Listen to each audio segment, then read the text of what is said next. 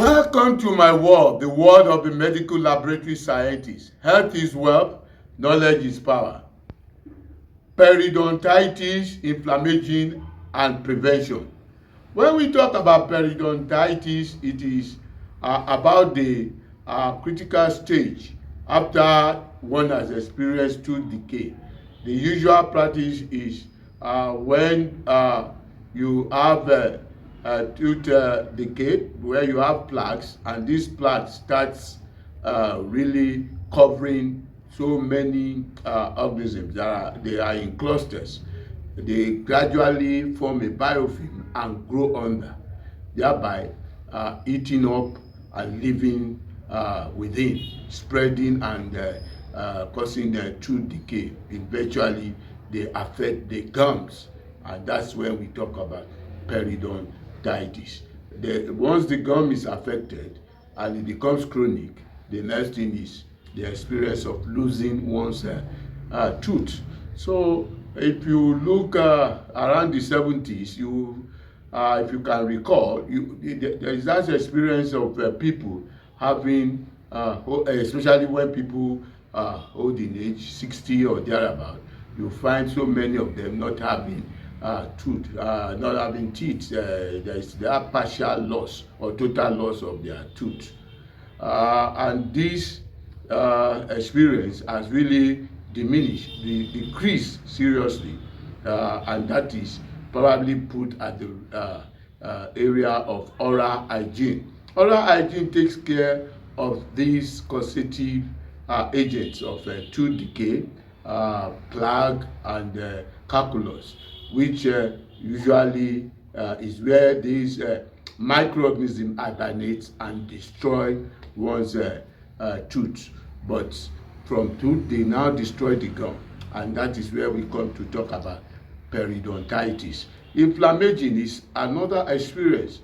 Inflammation is the experience of where you have symptoms and you can see it. But inflammaging is something silent going on, and you find this happening as one grows in age, and this inflammaging process really cause gradual death. So there is therefore that link of periodontitis and aging, because once the process of inflammaging starts, the cells in itself, there is that gradual loss of that element, the vital element of one's cells.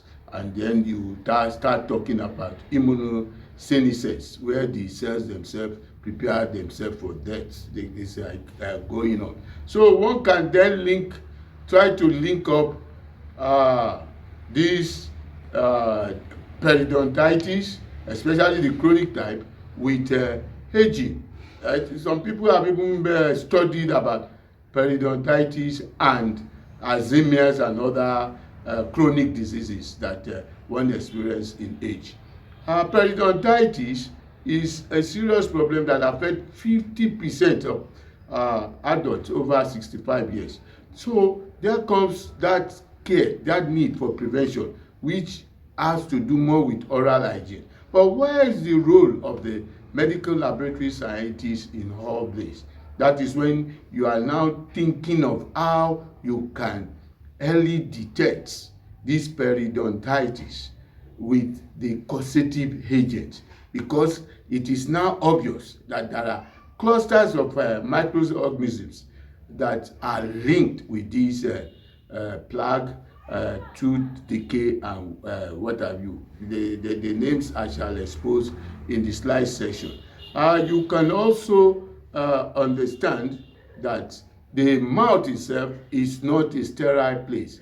It has over several hundred different type of organisms, and these organisms form clusters. Majority of them are normal, floral of that area, but the ones that are growing beneath and causing this tooth decay, one has to look at the one that has been incriminated in the etiology. So once that is discovered, there is that need to eliminate it and stop there is more like early diagnosis of this periodontitis. So the laboratory scientists will have to play that great role in culturing may not be the easier, because majority of these organisms are anaerobic organisms. Then you now need to just molecular study that we now identify them, and once they are identified, then the correct treatment is given. But like I said, more you need to be exposed to more in this live session. So click the like button, subscribe, and more shall come to you. The introduction. The format I'm using this time is just to save time by removing the usual practice of objective and outline. Bacteria causing tooth loss primarily hurt by creating acidic sticky plaque that decays teeth and destroys gum tissues. Streptococcus mutans, a species of the streptococci, is the main bacterium behind enamel eroding cavity, which is shown there. While Porphyromonas gingivalis is strongly associated with periodontal disease. Other contributors include the lactobacillus and Salinomonas sputigena. There are so many organisms in the mouth.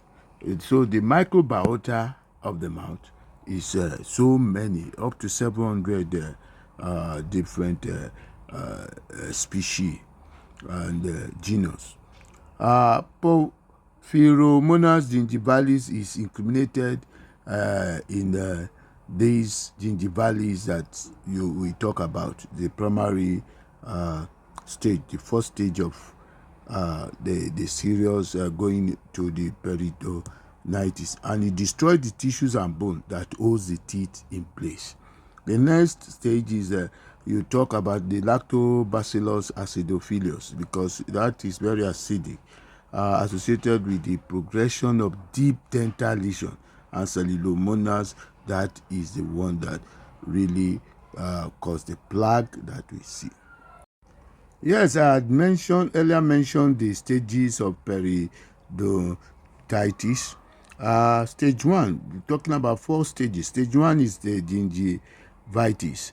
Around 80% of the adult population will suffer from gingivitis. Plaque is the sole cause for periodontal disease, including gingivitis. And we have said how these organisms, bacteria, cause that plaque, and they grow underneath it to produce more acid and eat up the enamel. Stage 2, early periodontitis may occur with untreated gingivitis and is characterized by damage beneath the gum line. At this stage, the damage to the supporting bone is already occurring. Then you have stage 3, which is moderate periodontitis.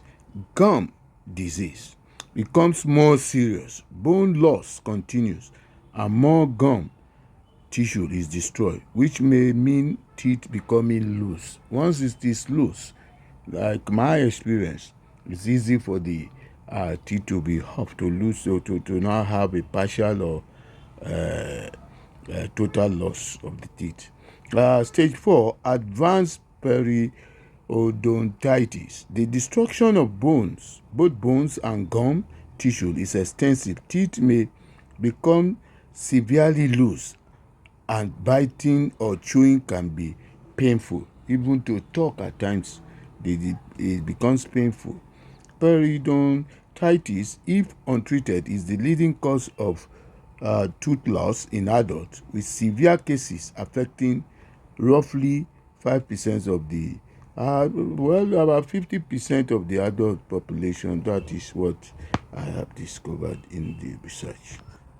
Finally, recommendation. While we know the etiological agents for plaques, gingivitis, and periodontitis are bacteria, culture, though, good in order to perform antibiogram of these isolates and help minimize antimicrobial resistance. But when the organisms are very strict anaerobes that are difficult to isolate quickly, but could easily be treated with metronidazole effectively, one would probably not even go there. But like we said, it is very good to know early detection of these periodontitis organisms. That is, those organisms, if one can isolate it by picking it up and doing the PCR study, the molecular study, the PCR based identification, or and gene, that is the DNA probe, will quickly identify the causative agents, and that should be also very helpful in preventing or starting early treatment. According to a dentist I consulted on my own periodontitis because it is already advanced just on Sunday, he recommended scaling and root planning to save my gum, among other things that he would do for me. Oral hygiene with toothpaste that has fluoride has been my major recommendation, even that I do, and brushing the tongue very well is what I do to reduce the bacterial population that could form that biofilm, the plaque. And my experience has been it's good so far, because earlier in life one has done so many tooth extractions, so that one can even see the loss when I open my mouth to speak. More films, more videos are on this channel. Just watch and watch and watch.